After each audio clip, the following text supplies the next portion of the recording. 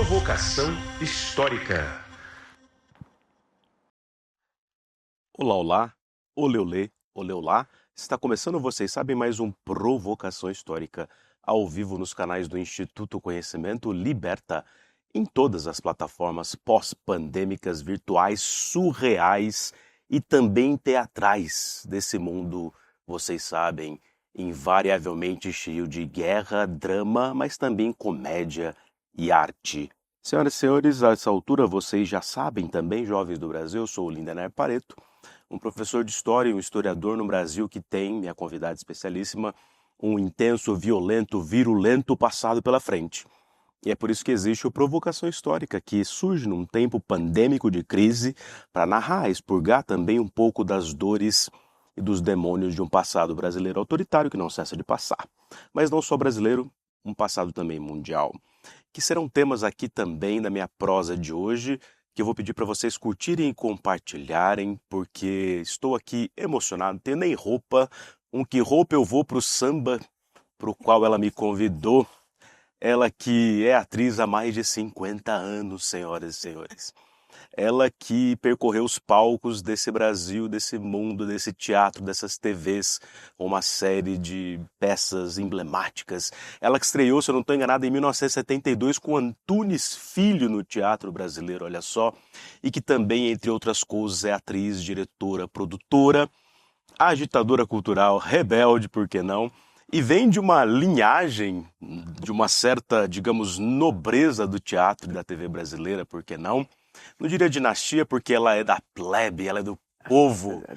Então, senhoras e senhores, recebam aqui no palco do Provocação Histórica, ela, Bárbara Bruno. Seja muito bem-vinda. Oh, meu querido, Finalmente, né? Leu lá. Ó, Muito alegria. bom, alegria minha. Alegria minha, adoro uma provocação histórica, então. Ainda mais, né? Aí é que é o negócio, aí é que é bom. Sabe que eu como professor de história, assim, digamos, um tanto sempre falo isso aqui, proleta e tal. Você não imagina que na sua vida você vai encontrar artistas de verdade, né? Você não imagina essas coisas. Aí, não só fui lá convidado pela Patrícia Vilela na peça que você faz a Gertrude, mas não mais que de repente no lançamento do meu livro você aparece lá. Aí eu tô lá, tal, pego o microfone, pá, da primeira fileira da Feira do Pacaembu, a Bárbara Bruno, e representando não só a sua obra de arte impressionante, mas uma família inteira que eu vi, cresci vendo, né? E aí eu via você, seu pai, sua mãe, sua filha, todos ao mesmo tempo ali sentados à frente. Falei, uau! Meu querido, nós somos uma trupe. Somos e sempre seremos uma trupe. A gente está na estrada, a gente está na vida, a gente está na rua, a gente está procurando o público sempre. Então, é sempre um prazer e quase que uma obsessão. Está. Para o público. É verdade, é verdade. Legal. A gente está onde o público está, graças a Deus. Que maravilha. Ó, tô aqui emocionado, sou suspeito para dizer, mas comecemos pelo mito das origens, né? Vamos lá.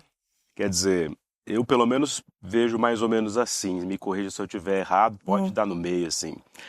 É difícil você ter uma linhagem de artistas onde praticamente, não, no caso de vocês, todo mundo, com as suas características específicas, tem um talento brutal, que não é brutal e sensível, na verdade, um talento impressionante, essa é a melhor expressão, em que você olha para cada um, né? Desde a Eleonora Bruno lá atrás, né? A mãe da minha mãe. A mãe da sua mãe, a mãe da Anissete Bruno, passando pela sua mãe, Anissete, pelo seu pai, o Paulo Goulart, por você, pela Beth, pelo Paulo, Paulinho, e também Vanessa. pela Vanessa. Isso. Falei, mas como pode o negócio? Como que foi crescer numa família assim? Olha, bom, para mim normal, né? Era Para mim, absolutamente, eu achei que todo mundo era assim. Enfim, crescer numa coxia de teatro é um privilégio. Isso realmente é. Porque a coxia era o quintal da minha casa. E o teatro, ele é altamente estimulante. Então você aprende desde cedo a respeitar o sonho. E também doce ilusão achar que no teatro não se precisa de disciplina. Precisa-se muita disciplina.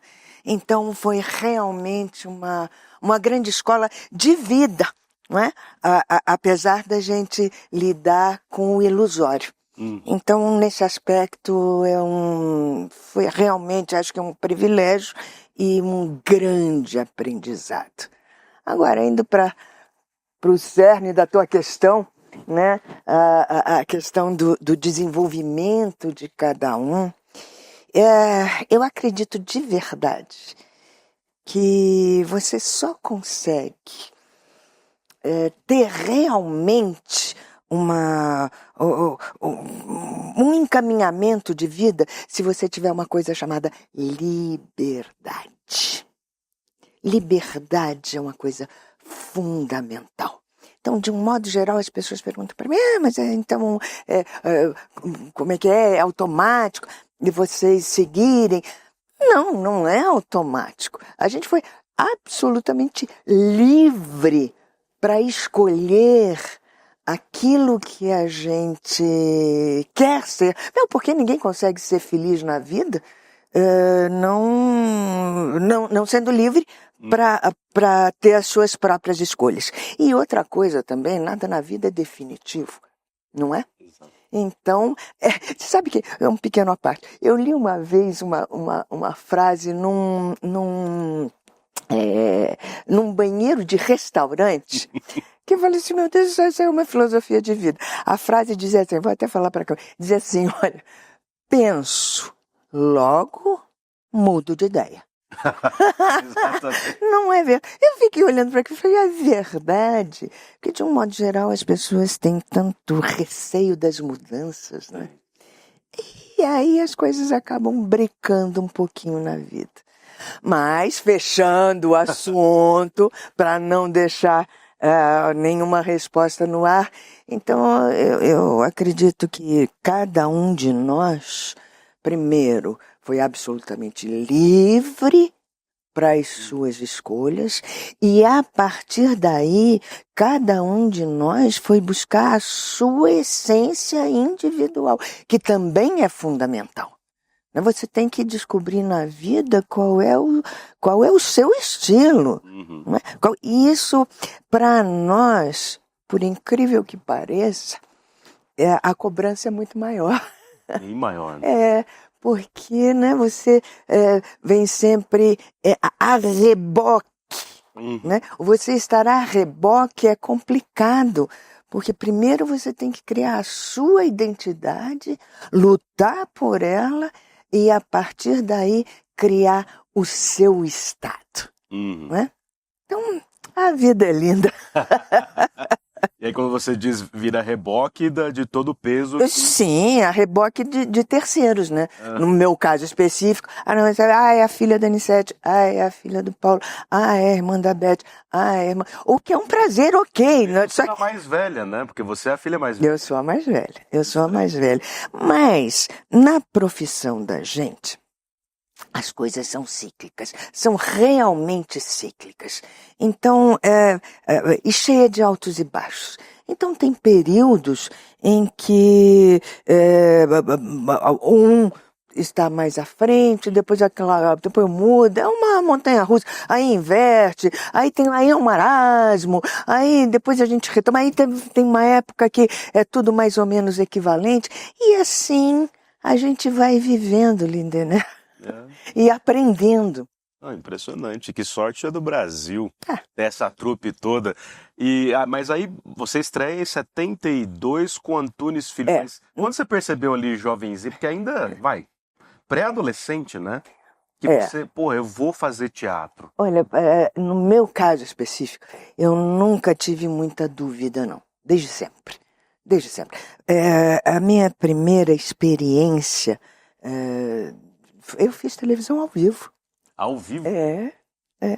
Eu tinha 8 anos de idade, em Curitiba.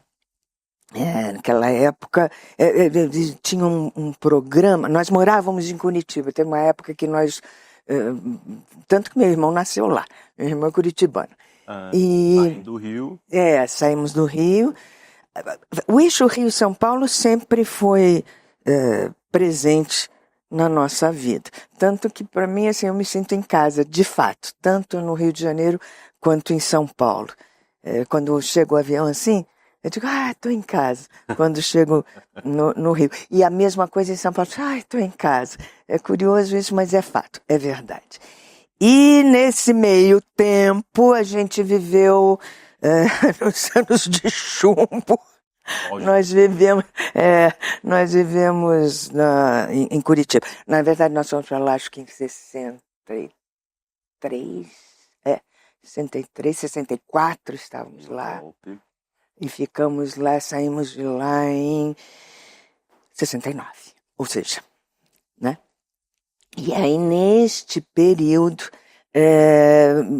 eu tinha nessa época, essa que eu estou te falando do programa, 8 anos de idade, e meus pais faziam um programa já no Rio de Janeiro, chamado Dona Jandira em Busca da Felicidade. Dona Jandira em Busca era uma espécie de... Era uma espécie de uma grande família, só que menorzinha, porque pela própria idade deles, inclusive.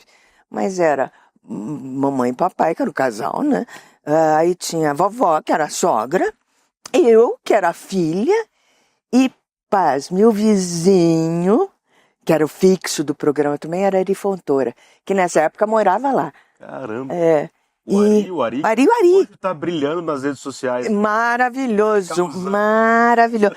O primeiro branco da minha... Branco é quando a gente esquece o texto, sabe? O primeiro branco da minha vida eu tive no colo do Ari Fontoura. Caramba! Foi ele que me salvou.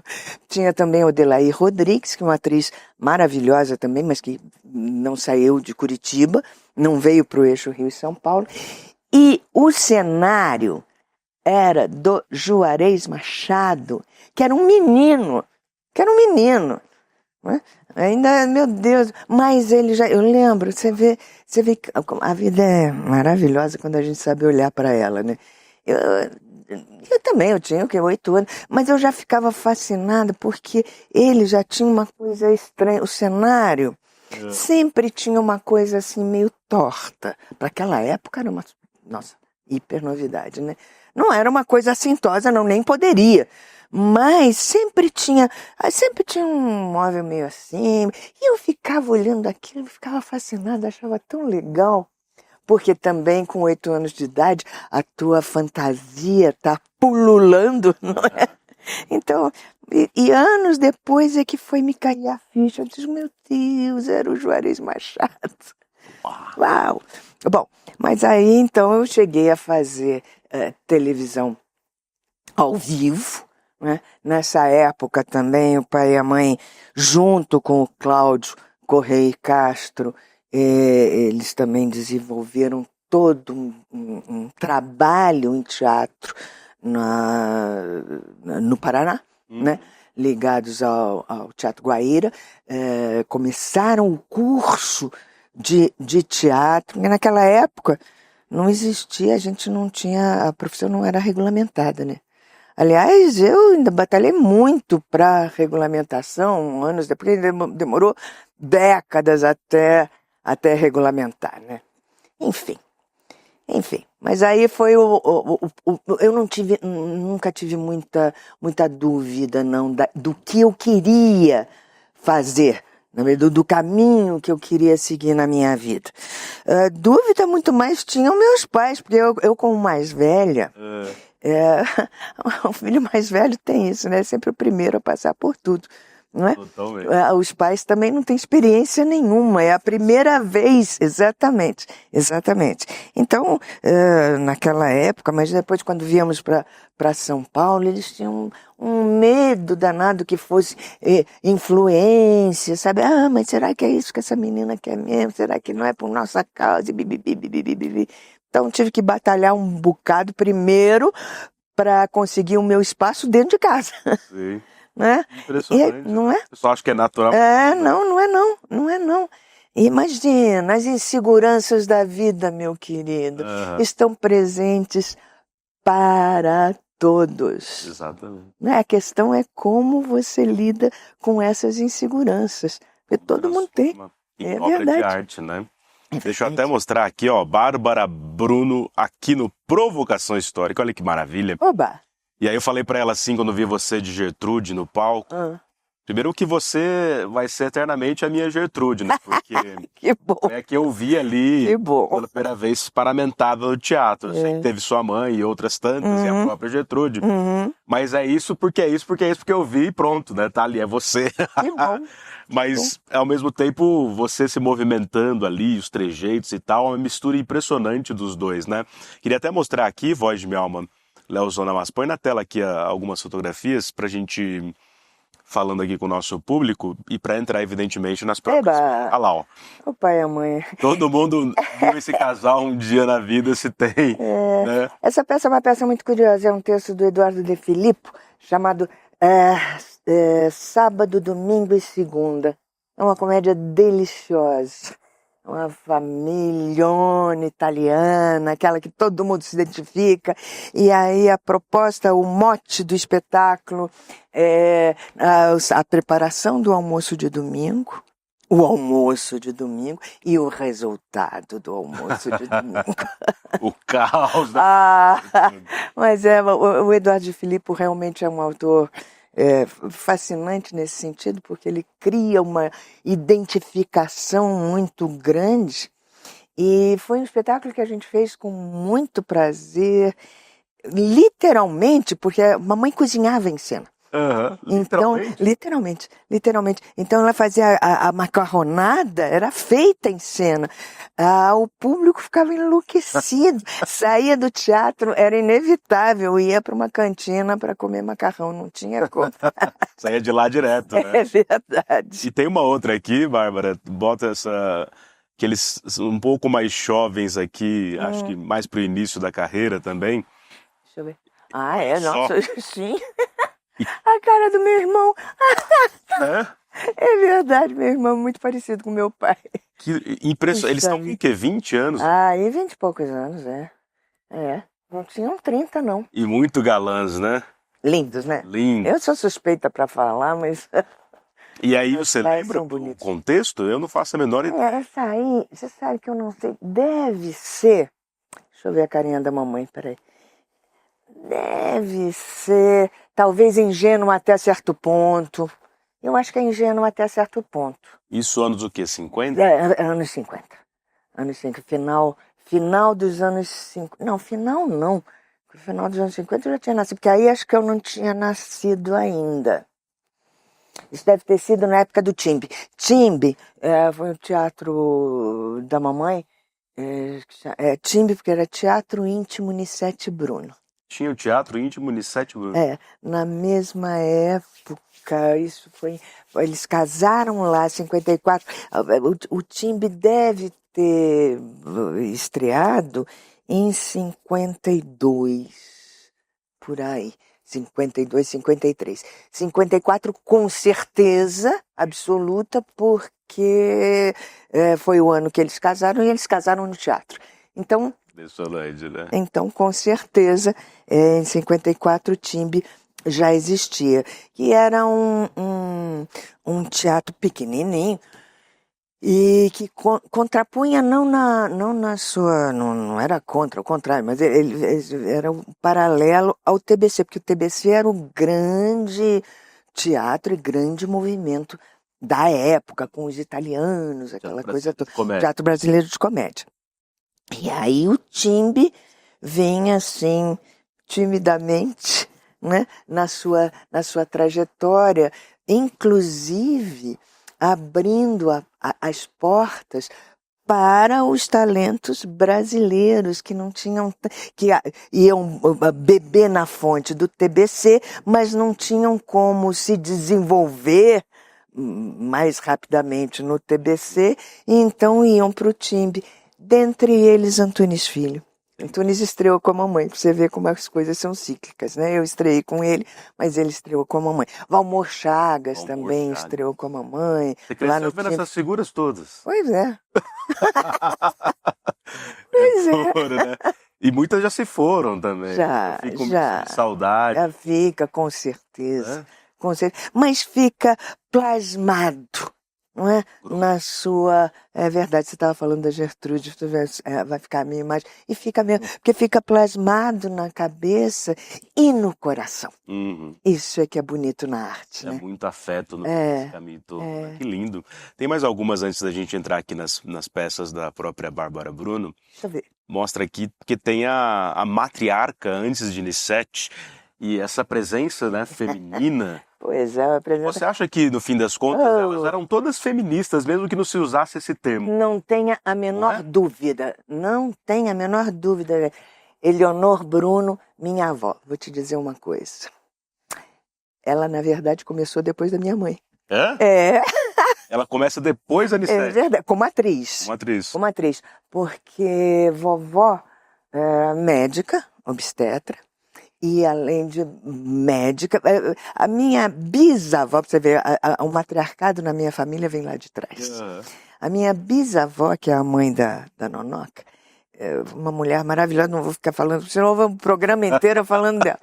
Porque merece, porque realmente foi uma mulher fantástica. A Bisa. E ela sempre muito ligada à arte, então os filhos todos sempre... ela fazia grandes saraus na casa dela, estimulava muito música, literatura, enfim.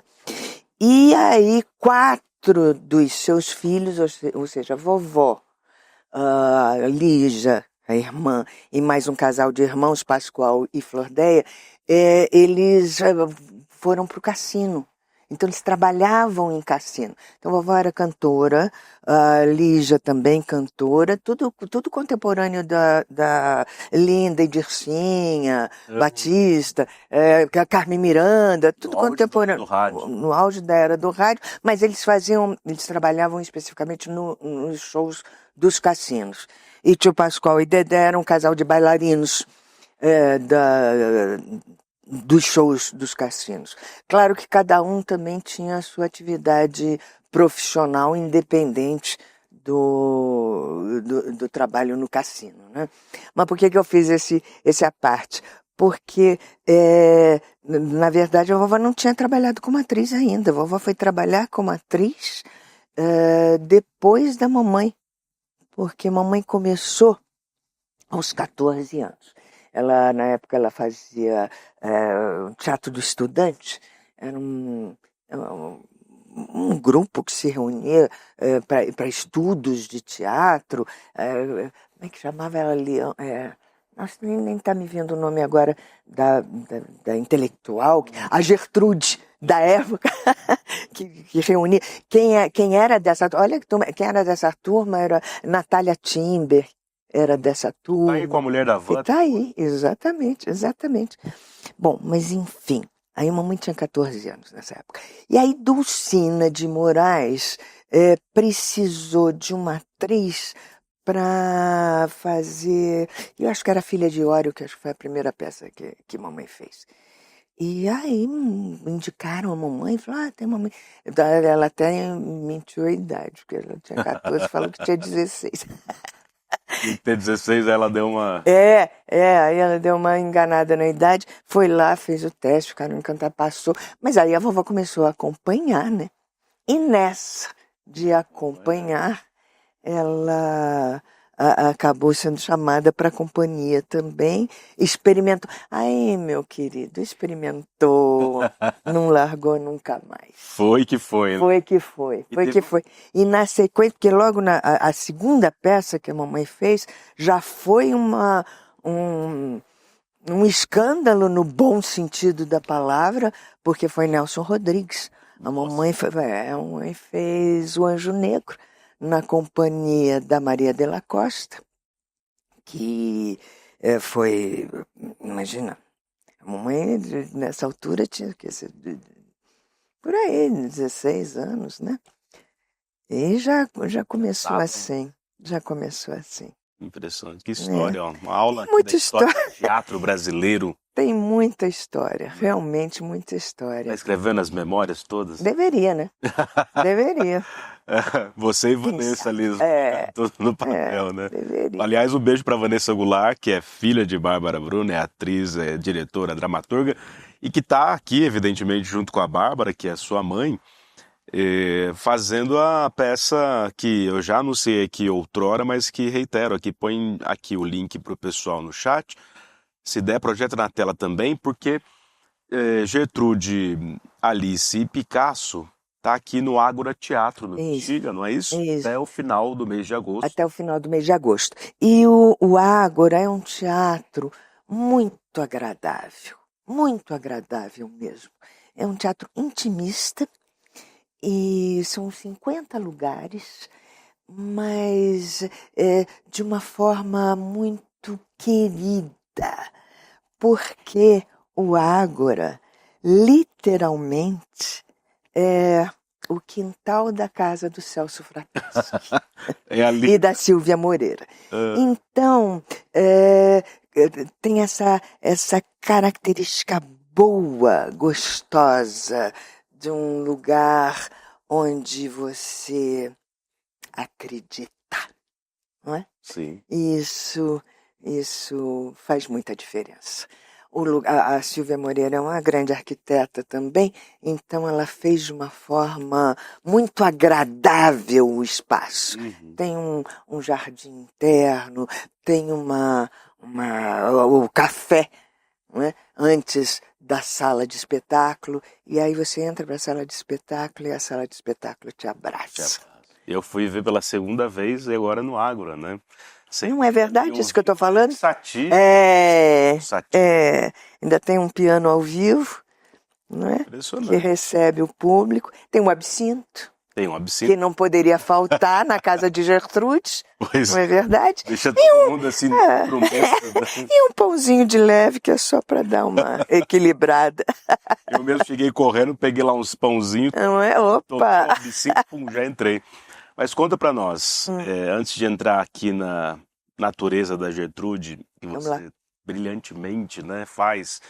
Eu falava pra Bruna, minha companheira, eu falei, nossa, inacreditável, né? Porque quando ela tira a peruca, quando vejo ela fora dali, parece outra pessoa, ou seja, que atriz espetacular, que encarna, né? E as expressões, e o olhar, tudo assim. Mas você, evidentemente, já fez trocentas personagens. Conta um pouco pra gente das que você mais gostou. Significa entrar num personagem, sabe? Vamos lá. Essa pergunta toda... Todo mundo me faz essa, não só a minha, para todas as atrizes, né? O personagem que mais... É clichê que eu vou falar, mas te garanto que é a pura verdade. Diz assim, pô, como é que eu vou escolher um personagem? Porque é que nem filho, sabe? E aí é curioso, porque cada um tem suas próprias características, claro, e desafios próprios.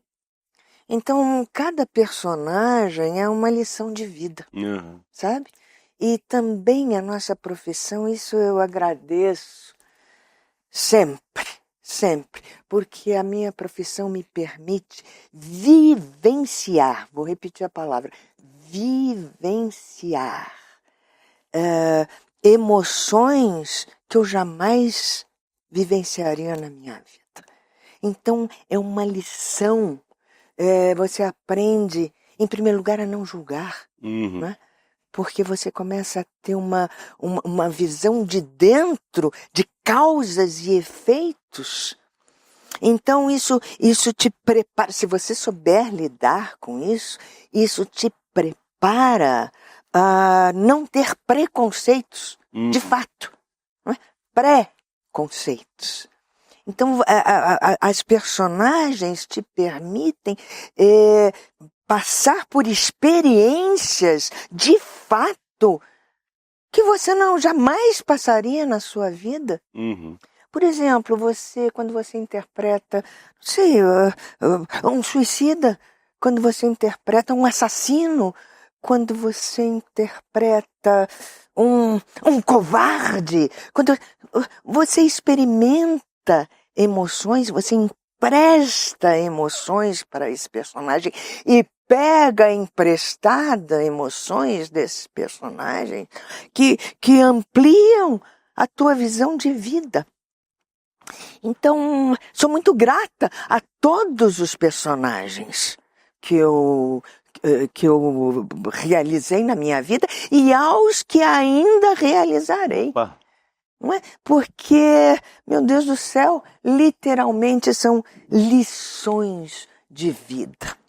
Agora, tem personagens, sempre tem, né? Revelação! Sempre tem personagens que, por exemplo, na verdade, bom, personagens, claro, mas na verdade são autores que te estimulam muito.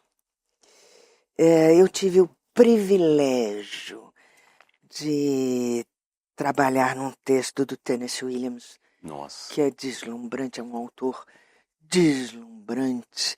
Eu tive o prazer e o privilégio de atuar na Margem da Vida, onde eu fiz a Laura Wingfield, que é um personagem riquíssimo, lindo, meu Deus, um carinho enorme pela Laura.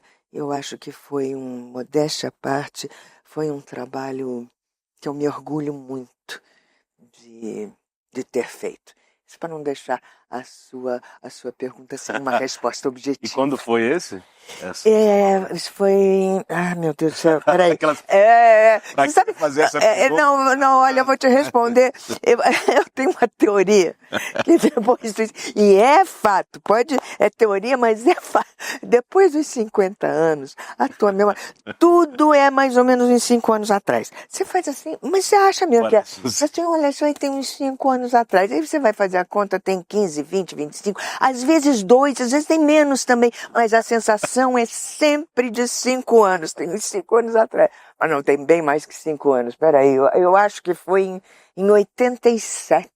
87. A Margem da Vida, acho que foi em 87.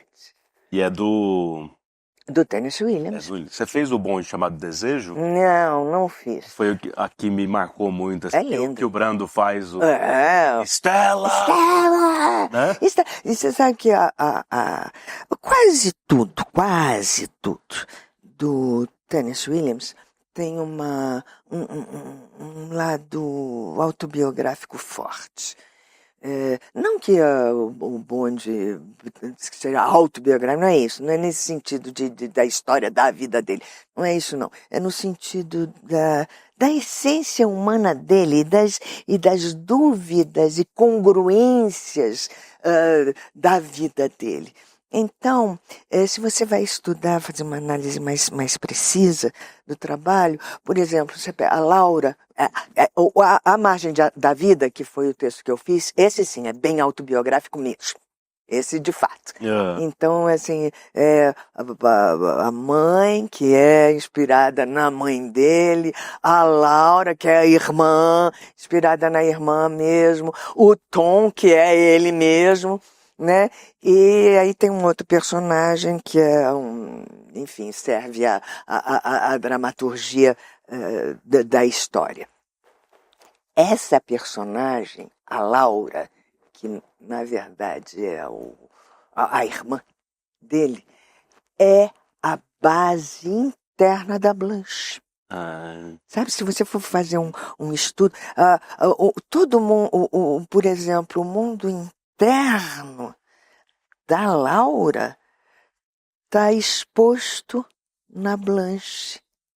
É curioso isso, bonito de você estudar, né? Quando você começa a estudar a base das personagens, a origem das personagens, principalmente essas personagens que são baseadas, enraizadas na vida dos próprios autores. Então você consegue pensar, não é? Essas, que tem um estudo tem um estudo, evidente, né? O pessoal acha que é só não, mas é verdade. Né? Chega lá e faz, né?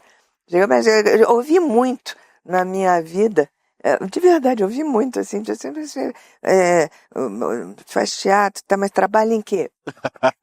Igual professor, né? Você Exatamente. trabalha só na aula. Exatamente, mas, pois é, enfim. Mas realmente faz parte do nosso trabalho criar essa ilusão. É importante para o público, para a sociedade, Uhum. essa válvula de escape de achar que esse mundo glamouroso existe de fato. Aham. Não é? Isso faz parte do nosso trabalho. A gente tem que ter consciência, a gente não pode acreditar na ilusão que a gente vende, né? Exato. Aí já é mais complicado. Mas faz parte Criação da ilusão para o... para o público. É importante para o público ter essa fantasia, que é uma válvula de escape. de uma vida tão brutal, né? Exatamente, exatamente. Na pandemia isso ficou bastante claro, né? Muito claro. É verdade. Então, às vezes nem é bom a gente quebrar tanto. Às vezes a gente diz, olha, mas a vida da gente é igualzinha de todo mundo. A gente passa pelos mesmos problemas, mas Sofre. tudo igual, tem as mesmas inseguranças, tudo igual, exatamente Vai igual. ao banheiro. Escova dentes, etc, etc, Casa, etc. separa. Também. Enfim, como todo mundo. Mas a gente sabe que é importante criar... Tanto que tinha uma época... Hoje em dia isso não existe mais. Hoje em dia isso realmente foi quebrado. Porque também o teatro está sempre refletindo a sociedade em que ele ocupa, naquele momento. Então tem que estar sempre de acordo com aquele momento. Mas, sei lá, 30 anos atrás, 5 anos atrás, Assim, a gente procurava não encontrar com o público na saída do teatro, porque quebrava a ilusão, sim. sabe? Era uma praxe. Era uma praxe. Não se encontra. Eventualmente, sim, a não ser... Aquela época era tudo muito diferente. E era mais formal também, né? Com o público, de modo geral, sim. Não é? Porque geralmente quem ia falar com você entrava no camarim, Isso. né?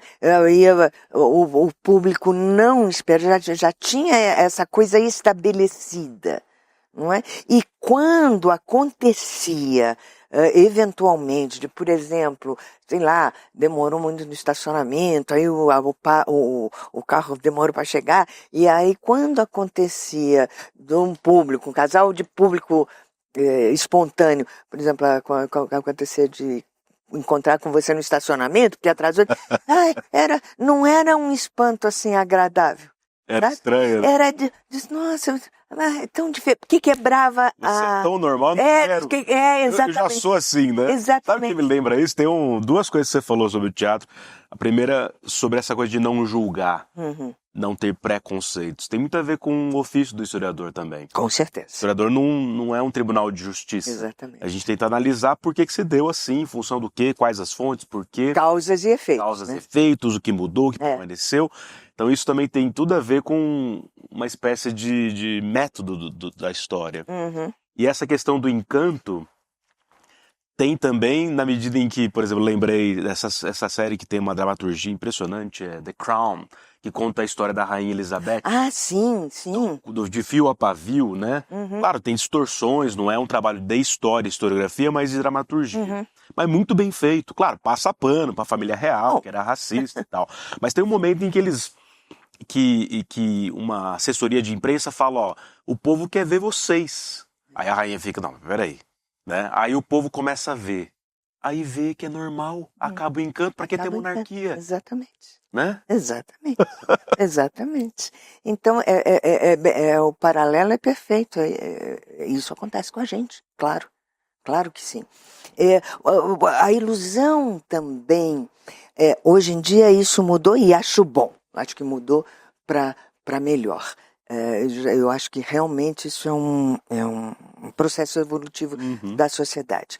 Porque o teatro é uma caixa mágica. Né? Então, no teatro, meu Deus, e o trabalho do ator tem que ser nessa linha, né? Tanto faz, você pode ser feio, bonito, velho, moço, torto, direito, enfim, você está servindo a um personagem, né?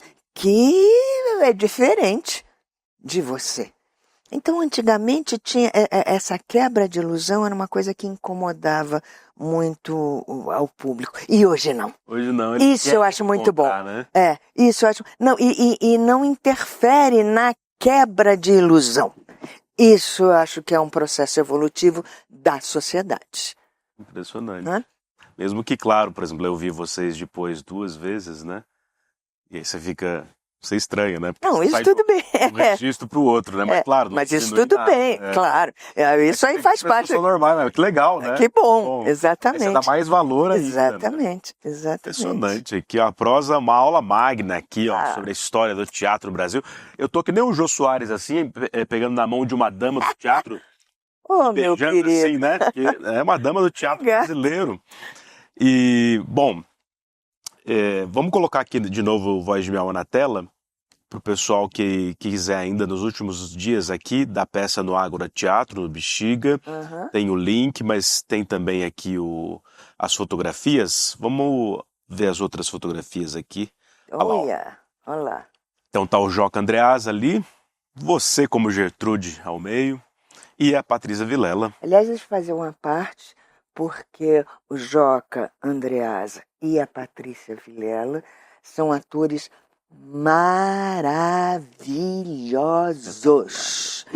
E realmente eles têm trabalhos lindos. E uma outra coisa boa e curiosa é que, como em todo time, não é? O teatro é um trabalho de time, e nós temos uma química cênica maravilhosa. Totalmente. Maravilhosa. Sou testemunha ocular. É verdade. E isso é uma coisa que independe de você ser bom ator, melhor ou pior ator, enfim. Isso é uma coisa que acontece quimicamente. Por isso, realmente, a gente usa essa expressão, porque é fato. Você não explica, sabe? Ou tem ou não tem. Ou tem. Isso é impressionante. Não, eu vi ali, e tá um trio impressionante. E a Vanessa que conduziu esse trabalho lindamente. Não é fácil. São 3 personalidades muito fortes, inclusive a Alice. Sim. Ela é uma sombra, mas é uma personagem e uma personalidade muito forte. Então são 3 personagens muito fortes e 3 intérpretes muito fortes. Totalmente. Então a Vanessa teve que ter muita sensibilidade e inteligência para poder conduzir esse trabalho de uma maneira bonita. Eu busquei o adjetivo porque... Uma boniteza sem fim, não né? é? Imagina, num manjo de fácil. dramaturgia, de direção, e a Vanessa Goulart é a diretora da peça. É. E também filha aqui da trupe de longa data. E a Vanessa adotou o Goulart. A Vanessa adotou o Goulart, né? é verdade. Segundo ela, quando foi uma questão de marketing. O que é muito bom, né? Tá certo. Aí meteu um T a mais. Agora depois meteu um T a mais e pronto, tá tudo certo. Bárbara Bruno, mas vocês são Miessa também, né? Na verdade o nome da minha família, da família do meu pai é Miessa. Goulart é artístico. Né? Nós não somos, nenhum de nós é Goulart. E Bruno é um nome de família, sim, porém nenhum de nós carrega no nome mesmo, porque o Bruno é sobrenome da família da mãe da minha mãe, da Eleonor. Eleonor Bruno é Eleonor Bruno mesmo. Mas assim, o sobrenome que a minha mãe carregava era do pai dela, que era Xavier. Então era Anissete Xavier Miessa, quando casou com o papai. Né? Antes de casar com o papai era Anissete Xavier, não tinha o Bruno. Agora a vovó sim. E aí ficou Anissete Xavier Miessa, quando nós nascemos, também era prática naquela época não colocar o sobrenome da família da mãe. Então, nós todos somos Miessa. Você é Bárbara Eu Janete. sou Bárbara Janete Miessa. Bárbara Janete. Bárbara Janete, um nome diferente, né? É Não? lindo o nome. Eu gosto. Bárbara. Você cantava a música do Chico pra você o tempo todo? Cantava. O problema é quando vinha com cala a boca, Bárbara. Explica pro nosso grande público por quê. Né? O grande Chico. Que maravilhoso. Na peça Calabar, uma peça icônica na história do teatro brasileiro, uma peça proibida um pouco antes de estrear, né? Não chegou a estrear, estreou anos depois. Censurada, né? Absolutamente censurada, contando a história de Calabar, um grande traidor. Pois é, traidor dos portugueses, que nem eram donos daquele território. Né? Pois é. Enfim, como sempre, um trabalho lindo do Chico Buarque. Eu acho que era Rui Guerra. Eu acho que sim. Acho que sim. Acho que os dois. E então... Ouviu? Quer dizer, você nasce antes da peça, obviamente. Eu nasço antes da peça. Chico, nos anos 50 ainda era super... É de 42, né? A peça? Não, o Chico é de 42. O Chico é. Eu não sei. Você é de 56. Eu sou de 56. Então a peça só vem nos anos 60, né?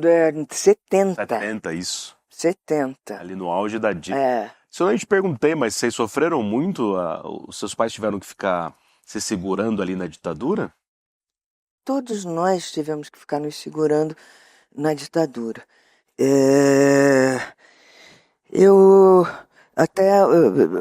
Eu particularmente, vou usar esse termo de novo. Jovenzinho, no auge Menina. Isso que eu ia dizer, vou usar a palavra de novo, entre aspas, porque é terrível, mas é fato. Eu fui uma das poucas, na minha idade, que teve privilégio de saber o que estava acontecendo. Porque a minha geração não sabia o que estava acontecendo. Quem estava fazendo... Não tinha a menor ideia. Então, quem estava fazendo colégio naquela época, na final da década de 60 e a década toda de 70, não tinha noção, tinha uma leve noção do que estava acontecendo. Eu não. Eu sabia exatamente o que estava acontecendo. Tanto que tivemos muitos colegas que se refugiaram na minha casa. Muitos. Acompanhei tudo isso. Toda essa movimentação clandestina, absolutamente clandestina. Ficavam literalmente escondidos. Escondidos e durante o período tinham que mudar também, então ficavam às vezes lá em casa 4 dias, 5 dias, uma semana, 10 dias, aí já tinha que mudar. E a gente também tomando muito cuidado, porque não podia, era tudo escondido, né? Naquela época a gente tinha que tomar um cuidado danado com o porteiro. Não podia, geralmente os porteiros eram informantes. Aguentava. Então, a gente... E isso eu o quê? Com 11, 12 anos de idade, acompanhando esse processo todo. Tinham reuniões não políticas na minha casa. Eu, pelo menos, não tenho lembrando. Não tinha, não, senão eu lembraria. Reuniões políticas na minha casa não tinham. Mas tinham muitas reuniões, vamos chamar de artístico-políticas. Sim. Isso sim, porque muitos textos, por exemplo, do Plínio, eram lidos na minha casa. Plínio Marcos. Caramba. Eram lidos na minha casa, com assim, igual a Bujanra, papai e mamãe, óbvio, papai e mamãe, a Bujanra, Plínio, Valderez, estou lembrando das pessoas, Rutiné de Moraes, João José Pompeu, Zé Renato, enfim. Então, muitas reuniões de textos que, obviamente, foram proibidos, não é? Mas as primeiras leituras, ou algumas leituras feitas na sala da minha casa. Então, Orra, meu, como diria meu, orra. Por isso que eu usei a palavra privilégio. Privilégio, né? e mesmo que, claro, fosse literalmente político no sentido da... Guarnieri, imagina esqueci do Guarnieri. Guarnieri. Tava todo mundo lá. Todo mundo lá. Todo mundo lá. Imagina, você viu isso tudo? Eu vi isso, testemunho ocular. Impressionante. E depois, na sequência, todos eles, todas as pessoas que eu estou falando, todos eles na sequência, porque a gente teve que engolir a ditadura, não tinha jeito, tinha que engolir. Porque isso que eu estou te falando, essas leituras, final dos anos 60, né, 68, 69, Veio o AI-5. 70, veio o AI-5, aí aquela coisa. E aí a gente teve que engolir, não tinha saída. Aí começou, então, todo mundo também um trabalho mais efetivo de novelas na TV Tupi. Uhum. Né? Essa turma toda também foi para Tupi. Nessa altura, nós mudamos de casa, saímos do apartamento que a gente morava, fomos para uma casa perto ali do Jockey Club, onde muita coisa acontecia ali na minha casa também. E aí não só de teatro, por isso que eu fiz a parte da televisão da Tupi, a turma toda da Tupi, e a mamãe sempre teve sempre, a vida inteira, eu acho que ela pegou, na verdade, da minha bisavó, aquela que eu estava falando, essa coisa italianona, assim, de receber. Então, muitas vezes, era uma reunião. Então, às vezes terminava, não era muito, em teatro era mais comum isso, mas em televisão não era comum lá em casa. Então, por exemplo, terminava gravação, ela falou assim, não, então vamos lá para casa, eu vou fazer um macarrão e tal. E aí ela ia para a cozinha, e aí a gente ia para a cozinha também. E aí aquela turma toda da televisão ia lá para casa. Então existia uma efervescência que eu acho que na verdade, era um grande contraponto ao autoritarismo. Exatamente. A tristeza. Exatamente. Né? Exatamente. Então vocês falam exatamente isso. Coisa que a gente só foi ter consciência mais tarde, evidentemente. Enquanto você está vivendo, né? Você não tem essa percepção tão clara. Mas hoje isso fica muito claro. Festejavam, eles querem que a gente não... Exatamente, não, a gente ri. Né? A gente ri. Que lindo. Então... Que privilégio meu ouvir isso aqui, vocês, nosso grande público. Ó, estamos aqui na reta final. Opa. O pessoal ia no Jô falar, queremos mais, mas ela vai voltar outras vezes, porque vai estrear tantas outras peças. E como vocês viram, uma queridíssima, né? Tem tradição familiar, né? Mas enfim, ó, antes da gente se despedir, queria de novo pedir para a Voz de Minha Alma colocar aqui. Mostra uma das fotos da família toda, Léo da Massa, que tá todo... Isso! Ixi, olha lá. Olha lá. Então, como é que a gente fala? Da direita para a esquerda? Da direita...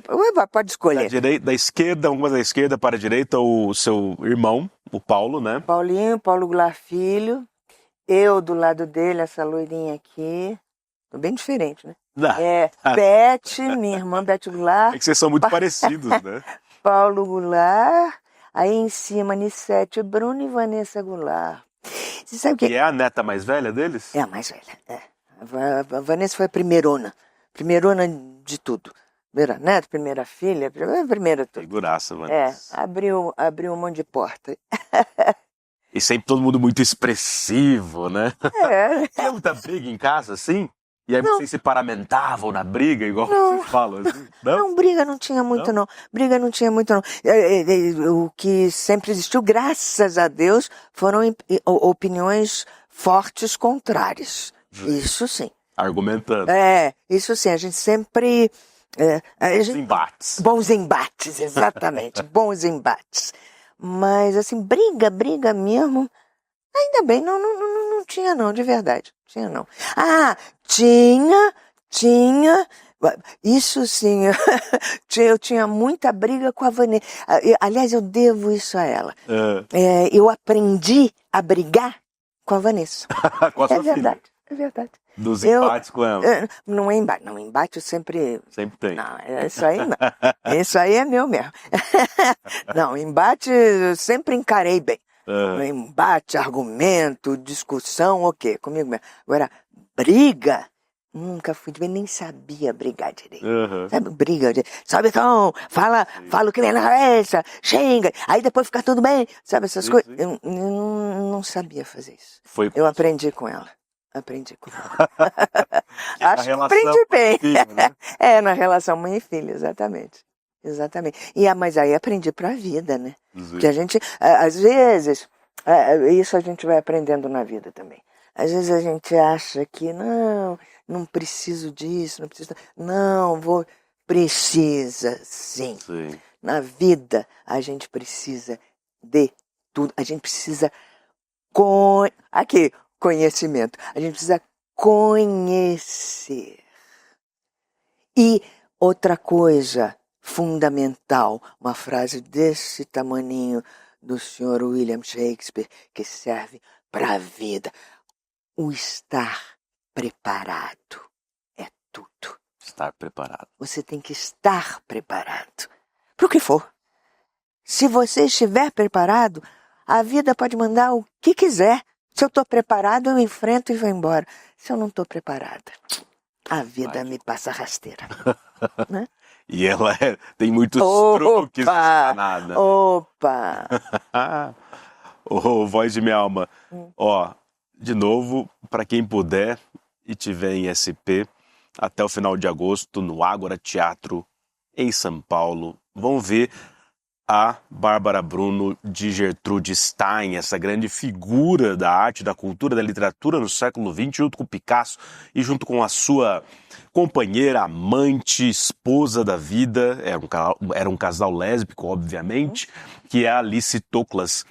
Eu não vou poder ir embora aqui hoje, nem nosso público, sem você declamar um trechinho de um texto da Gertrude nessa peça. Fechando ali na câmera 3, ó. Fecha na atriz aqui, na dama do teatro brasileiro. Vamos lá. Eu tenho certeza que esse momento histórico é mais importante que tudo que tem acontecido antes. E os governos? Não acreditem nos governos. Capitalismo, comunismo, socialismo, ismo. Vocês têm que descobrir novos caminhos por vocês mesmos. Deixar de ser pessoas de sim e não. Realmente tem que aprender a se expressar. Vão com calma, se não puderem ir com calma, vão com tanta calma quanto possível. Encarem as coisas de frente. Não precisam ouvir líderes. Ouçam a vocês mesmos, mesmo que errem, mesmo que um erre, que o outro erre. Mas se nós esmorecermos, pessoas piores que nós se aproveitarão disso. Por favor, não parem. Afinal, somos gente. E uma rosa é uma rosa, é uma rosa, é uma rosa. Transformem essa rubra rosa em amarelos girassóis. Enormes, imensos. Ninguém saberá de onde vêm os girassóis. Verão girassóis, apenas girassóis. Porque ninguém pergunta pelo adubo quando vê a flor.